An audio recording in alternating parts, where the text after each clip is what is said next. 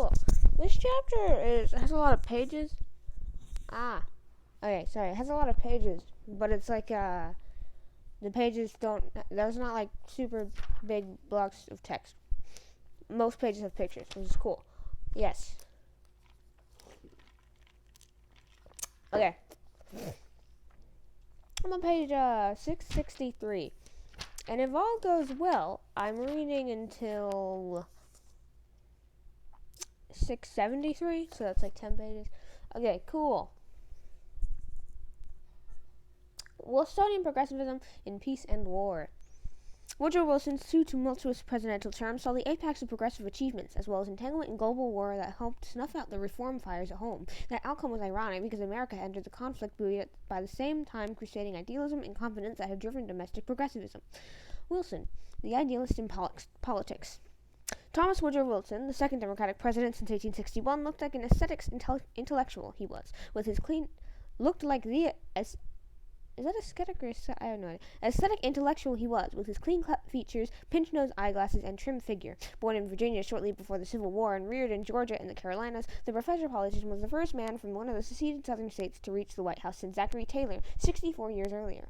Wilson's admiration for the Confederacy's attempt to win independence partly inspired his ideal to self-determination for people in other countries. Steeped in the traditions of Jeffersonian democracy, he shared Jefferson's faith in the masses, if they were properly informed. Son of a Presbyterian minister, Wilson was reared in an atmosphere of fervent piety, and he definitely used the presidential pulpit to preach his inspirational political sermons. The president is at liberty, both in law and in conscience, he declared, to be as big as a man as he can. Convinced that Congress could not function properly unless the president got out in front and provided his leadership, Wilson repeatedly relied on his eloquence to appeal over the heads of legislators and to Southern people. Splendid though Wilson's intellectual equipment was, he suffered from serious defects of personality. Incapable of acting the showman like Teddy Roosevelt, he lacked the common touch and knew it. Roosevelt appeals to the voters' imagination. I do not, Wilson reflected. He is a real vivid person, whom they have seen and shouted themselves hoarse and over and voted for, millions strong. I am a vague, conjectural personality, more made up of opinions and academic prepossessions than of human traits and red corpuscles. Wilson tackles the tariff. Few presidencies have arrived at the White House with a clearer program than Wilson's or one destined to be so fully achieved. The new president called for an all-out assault on what he called the triple wall of privilege, the tariff, the banks, and the trusts. He tackled the tariff first, summoning Congress into special session in early 1913. In a precedent-shattering move, he did not send his presidential message over to the Capitol to be read loudly by a bored clerk, as has been the custom since Jefferson's day. Instead, he appeared in person before a joint session of Congress and presented his appeal with stunning clarity and force. The House swiftly passed the Underwood tariff, which provided for a substantial reduction of rates. When a swarm of lobbyists descended on the Senate seeking to disembowel the bill, Wilson promptly issued a combative message to the people, urging them to hold their elected representatives in line.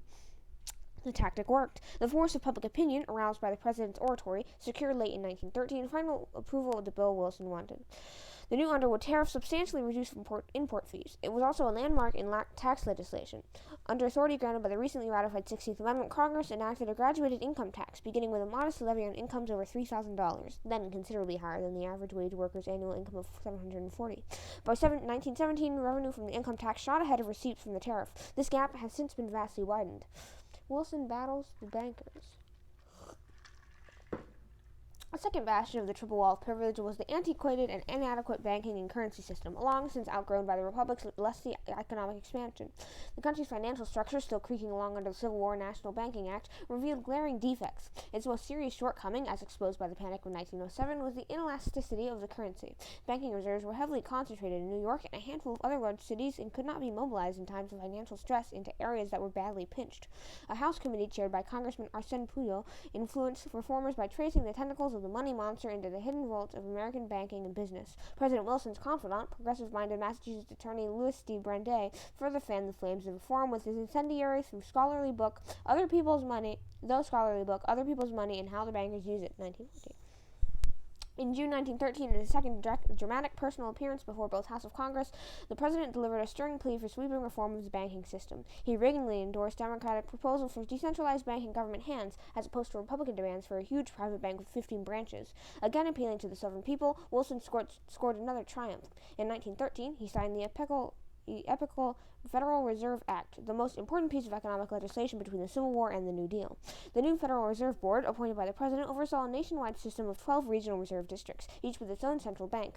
Although these regional banks were owned by member financial institutions, the final authority of the Federal Reserve Board guaranteed a substantial measure of public control. The board was also empowered to issue paper money, Federal Reserve notes, backed by commercial papers, such as promissory notes of business people. Thus, the amount of money in circulation could be swiftly increased as needed for the legitimate requirements of business. The President tames the trusts. Without pausing for breath, Wilson pushed toward the last remaining rampart in the triple war of privilege, the trusts. His third personal appearance before Congress led to passage of the Federal Trade Commission Act of 1914. The new law empowered a presidentially appointed commission to turn a searchlight on industries engaged in interstate commerce, such as the meat packers. The commissioners were expected to crush monopoly at the source by rooting out unfair trade practices, including unlawful competition, false advertising, mislabeling, adulteration, and bribery. The knot of monopoly was further cut by the Clayton Antitrust Act of 1914. It lengthened the Shopborn-Sherman Act's list of business practices that were deemed objectionable, including price discrimination and interlocking directorates, whereby the same individuals served as directors of supposedly competing firms, an end often achieved through holding companies. The Clayton Act also conferred long overdue benefits on labor. Conservation courts had unexpectedly been ruling that trade unions, such as striking hat makers in Danbury, Connecticut, fell under the... wait, one sec. Sorry, I got stabbed. Anyways, conservative courts had unexpectedly been ruling that trade unions, such as striking hat makers in Danbury, Connecticut, fell under the anti-monopoly restraints of the Sherman Act. The new law exempted labor and agricultural organizations from antitrust prosecution, while explicitly legalizing strikes and peaceful picketing. Union leader Samuel Gompers hailed the act as the Magna Carta of labor because it legally lifted human labor out of the category of a commodity or article of commerce. But that rejoicing was premature, as the conservative judges in later years continued to clip the wings of the union movement. Wilson at the peak. Having treated the nation to a dazzling demonstration of vigorous presidential leadership, Wilson pressed ahead with further reforms. The Federal Farm Loan Act of 1916 made credit available to farmers at low rates of interest, as long demanded by the populace. The Warehouse Act of 1960 authorized loans on the security of staple crops, another populist idea. Other laws benefited rural America by providing for highway construction and the establishment of agricultural extension work in the state colleges. Sweaty laborers also made gains as the progressive wave foamed forward. Sailors, treated brutally from the Cat o' Nine Tails days onwards, were given relief by the Lafayette Seamen's Act of 1950, requiring decent treatment and a living wage on American merchant ships. Wilson further helped workers with the Workingmen's Compensation Act of 1916, granting assistance to federal civil service employees during periods of disability, as well as an act restricting child labor on products flowing into interstate commerce. The stand-pat Supreme Court soon invalidated the latter law, however. The Adamson Act of 1916 established an 8-hour day for all 1.7 million employees on trains in interstate commerce, with extra pay for overtime. Wilson earned the enmity of business people and bigots, but endeared himself to progressives when in 1916 he nominated for the Supreme Court the prominent reformer Louis D. Brandeis, the first Jew to be called to the high bench. Yet Wilson's progressivism had its limits, and it clearly stopped short of better treatment for blacks. The Southern-bred Wilson actually presided over accelerated segregation in the federal bureaucracy. When a delegation of black leaders personally protested to him, the schoolmasterist president virtually froze them out of his office. New directions in foreign policy. In one important area, Wilson chose not to answer the trumpet call of the bull moosers. In contrast to Roosevelt and even Taft, Wilson recoiled at first from an aggressive foreign policy. Hating imperialism, he was repelled by Thiers' big stickism. Suspicious of Wall Street, he detested the so-called dollar diplomacy of Taft. In office only a week, Wilson declared war on dollar diplomacy. He proclaimed that the government would no longer offer special support to American investors in Latin America and China. Shivering from the Wilsonian bucket of cold water, American bankers pulled out of the Taft-engineered Six-Nation loan to China the next day. In a similarly denying vein, Wilson persuaded Congress in early 1914 to repeal the Panama Canal Tolls Act of 1912, which had exempted American coastwise shipping from the tolls and thereby provoked sharp protests from injured Britain. The president further chimed out with the anti-imperial song of Bryan and other Democrats when he signed the Jones Act in 1916. It granted the Philippines the boon of a territorial status and promised independence as soon as a stable government could be established. Wilson's racial prejudices, however, made it difficult for him to anticipate anything other than a long political tutelage for the Filipinos. Indeed, not until July 4, 1946, 30 years later, did the United States accept Philippine independence. Political turmoil in Haiti soon forced Wilson to eat some of his anti-imperialist words. The climax of disorder came in 1914-15, when an outraged populace literally tore to pieces the brutal Haitian president. In 1915, Wilson reluctantly dispatched Marines to protect American lives and property. They remained for 19 years, making Haiti an American protectorate. In 1916, he stole a page from Roosevelt's corollary to corollary to the Monroe Doctrine, and concluded a treaty with Haiti providing for U.S. supervision of finances and the police. In the same year, he spent the Northern Act Marines to quell the riots in the Dominican Republic, and the debt-cursed land came under the shadow of the Americans' eagle wings for the next 8 years. In 1917, Wilson purchased from Denmark the Virgin Islands in the West Indies, tightening the grip of Uncle Sam in these shark-infested waters. Increasingly, the Caribbean Sea, with its vital approaches to the now navigable Panama Canal, was becoming a Yankee moat. Moralistic diplomacy in Mexico. Rifle bullets winding across the southern border served as a constant reminder that all was not quiet in Mexico. For decades, Mexico had been sorely exploited by foreign investors in oil, railroads, and mines. By 1913, American capitalists had sunk about $1 billion into the undeveloped but generously endowed country. But if Mexico was rich, the Mexicans were poor. Fed up with their miserable lot, they at last revolted. The revolution took an ugly turn in early 1913, when a conscienceless clique, with the support of President Taft's ambassador to Mexico, murdered the popular new revolutionary president and installed General Victoriano Huerta, a Huico Indian, in the president's chair. All this chaos accelerated the massive migration of Mexicans to the United States. More than 1 million Spanish-speaking newcomers tramped across the southern border in the first 3 decades of the 20th century. Settling mostly in Texas, New Mexico, Arizona, and California, they swung picks, building highways and railroads, or followed the fruit harvest as pickers. Though often segregated in Spanish-speaking enclaves, they helped to create a unique borderland culture that blended Mexican and American folkways. The revolutionary bloodshed also menaced American lives and property in Mexico. Cries for intervention burst from the lips of American jingoes. Prominent among those chanting for war was the influential chain newspaper publisher William Randolph Hearst, whose views presumably were colored by his ownership of a Mexican ranch larger than Rhode Island. Yet once again, President Wilson refused to practice the same dollar diplomacy of his predecessors, deeming it perilous to determine foreign policy in the terms of material interest.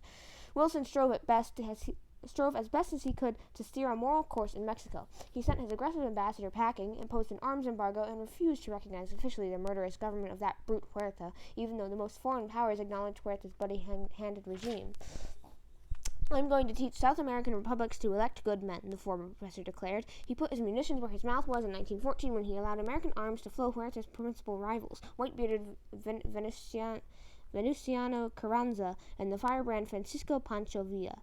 The American volcano erupted at the Atlantic seaport of Tampico in April 1914 when a small party of American sailors was arrested. The Mexicans promptly released the captives and apologized, but they refused the affronted American admiral's demand for a salute of 21 guns. Wilson, determined to eliminate Huerta, asked Congress for authority to use force against Mexico.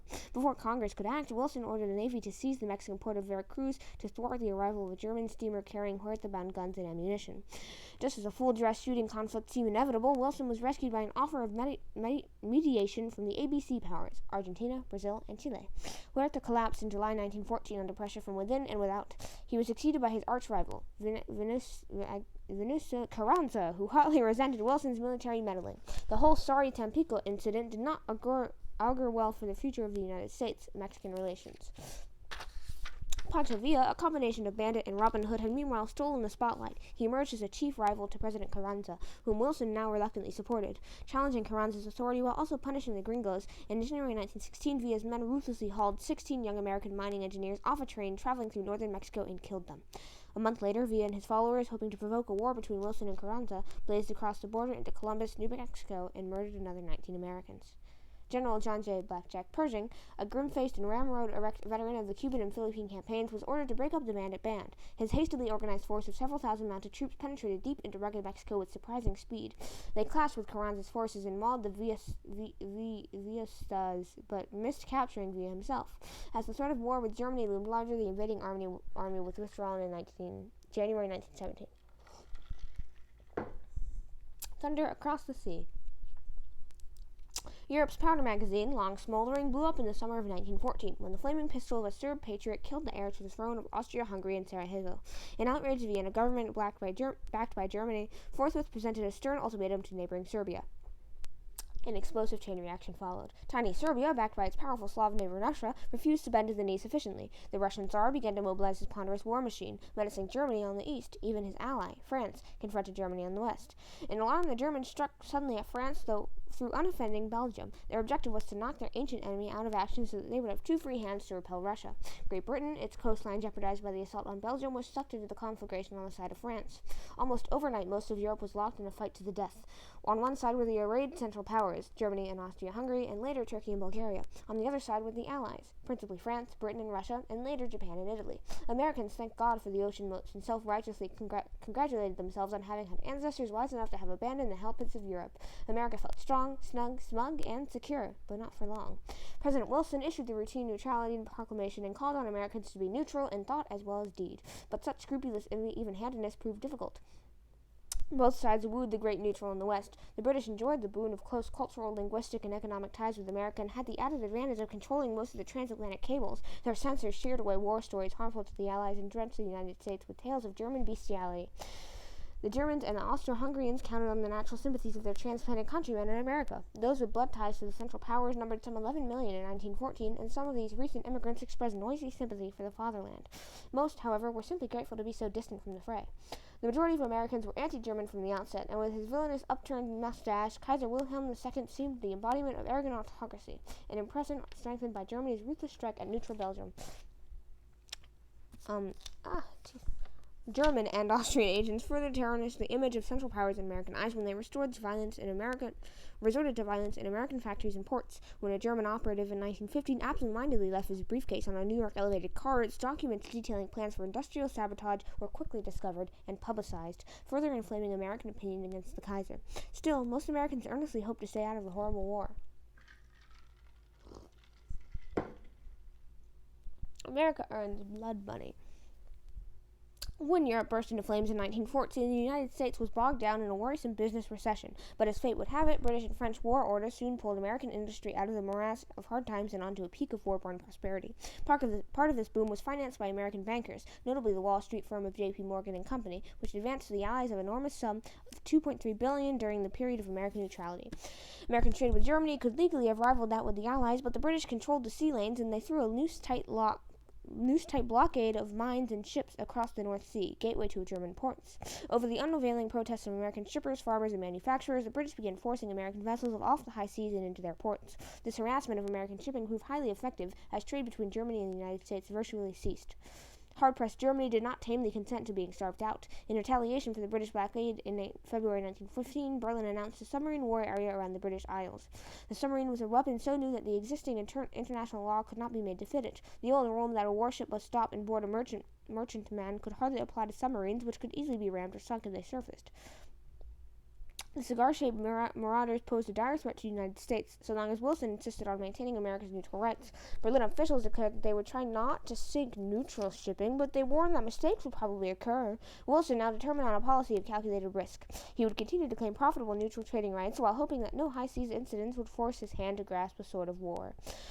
The German submarines, known as U-boats from the German Unterseeboot, I literally don't know German. The undersea boat, meanwhile, began their deadly work. In the first month of 1915, they sank about 90 ships in the war zone. Then, the submarine issue became acute when the British passenger liner Lusitania was torpedoed and sank off the coast of Ireland May 7, 1915, my birthday, with the loss of 1,198 lives, including 128 Americans. The Lusitania was carrying 4,200 cases of small arms ammunition, a fact that the Germans used to justify the sinking, but Americans were swept by a wave of shock and anger at this act of mass murder and piracy. The eastern United States, closer to the war, seethed with talk of fighting, but the rest of the country showed a strong distaste for hostilities. The peace-loving Wilson had no stomach for leading a disunited nation into war. Instead, by a series of increasingly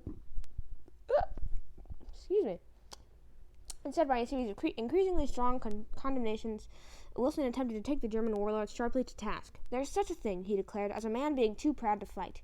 Even this measured approach proved too much for the strongly anti-war Secretary of State Bryan, who resigned in protest. But Wilson's policies incensed the war-thirsty Theodore Roosevelt. The Rough Rider assailed the spineless simperers who heeded the weasel words of the pacifist professor in the White House. Yet Wilson, sticking with his verbal guns, made some diplomatic progress. After another British liner, the Arabic, was sunk in August 1915 with the loss of 2 American lives, Berlin reluctantly agreed not to sink unarmed and unresisting passenger ships without warning. This pledge appeared to be violated in March 1916 when the Germans torpedoed a French passenger steamer, the Sussex. The infuriated Wilson informed the Germans that unless they renounced the inhuman practice of sinking merchant ships without warning, he would break diplomatic relations, an almost certain prelude to war. Germany reluctantly knuckled under the President Wilson's Sussex ultimatum, agreeing not to sink passenger ships and merchant vessels without giving warning, but the Germans attached a long string to their Sussex pledge. The United States would have to persuade the Allies to modify what Berlin regarded as their illegal blockade. This obviously was something that Washington could not do. Well, Wilson promptly accepted the German pledge without accepting the string. He thus won a temporary but precarious diplomatic victory, precarious because Germany could pull the string whenever it chose, and the president might suddenly find himself tugged over the cliff of war. Wilson wins re-election in 1960. Against this ominous backdrop, the presidential campaign of 1916 gathered speed. Both the Bull Moose progressives and Republicans met in Chicago. The progressives uproariously renominated Theodore Roosevelt, but the Rough Rider, who loathed Wilson and all his works, had no stomach for splitting the Republicans again and ensuring the re-election of his hated rival.